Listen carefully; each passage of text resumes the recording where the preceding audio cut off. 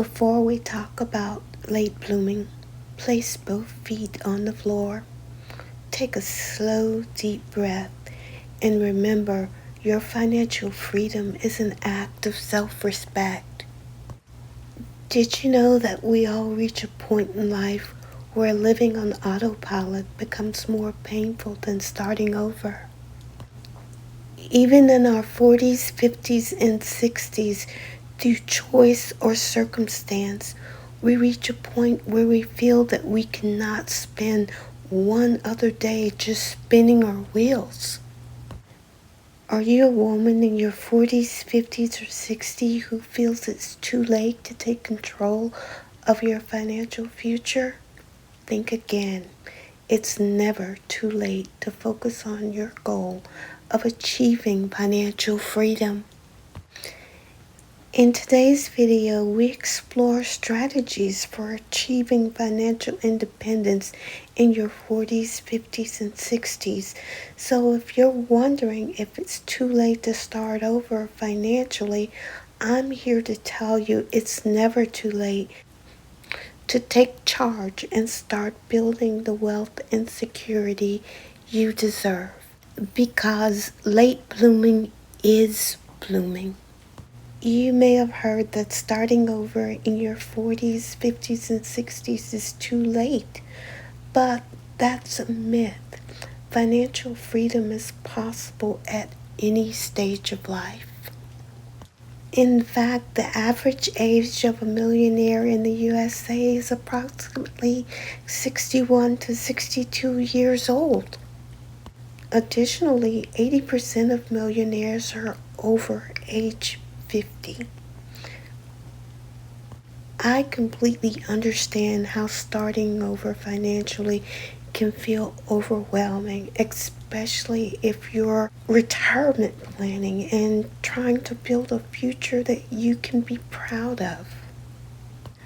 First of all, none of us can go back and fix our past, but we have to remember starting over isn't failure, it's wisdom. So let's start with your budget. No matter what your age, you need a clear understanding of where your money is going. So you have to start where you are and look at where you want to go. Let's start with some actionable money management strategies for women in their 40s, 50s, and 60s. Begin by tracking your spending for a month and see where you can cut back and or redirect your funds into investments. This is by far one of the easiest ways to gain financial independence.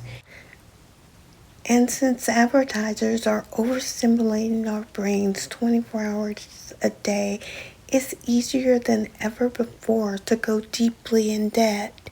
So take a few minutes, grab a pen and paper, and sit down, because sitting and writing makes you grounded. It makes it real.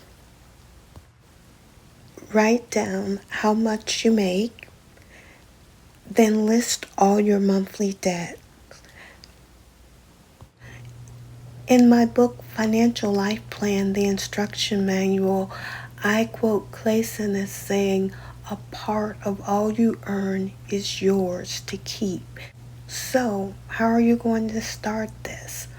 Well, Clayson suggests that you pay yourself first, 10%. You put 20% of your income toward paying down your debt, and you live on 70% of your income. And this is wisdom no one can argue with. Second, maximize your retirement savings. If you have not started saving for retirement or you're just behind, don't worry. But it is time to take action now. Contribute as much as possible to your IRA, which is your individual retirement account. That would be a 401k or 403b.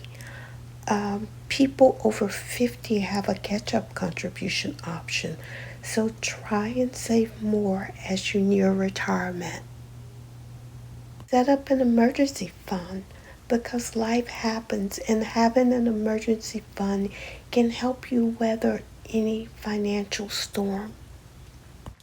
According to the U.S. Federal Reserve's annual report, a significant portion of Americans cannot even cover a $400 emergency expense. So you need to start now so you won't be one of those people. And according to Empower, 29 to 32% of Americans have no emergency savings at all. While you're setting up your budget, try to set up at least a 6 to 9 months emergency fund.